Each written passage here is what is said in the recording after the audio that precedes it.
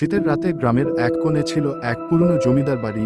অনেক বছর আগে জমিদার অশোক রায় হঠাৎ করেই মারা যান।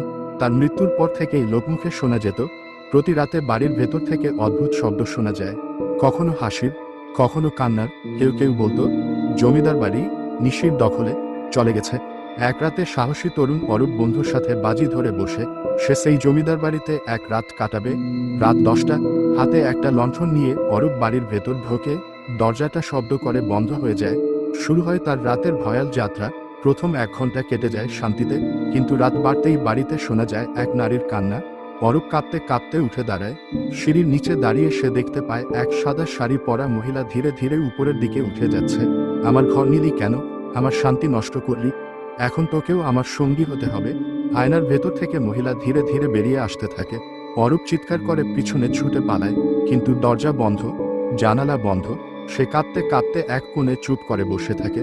সকাল হলে গ্রামের মানুষ বাড়ির সামনে আসে।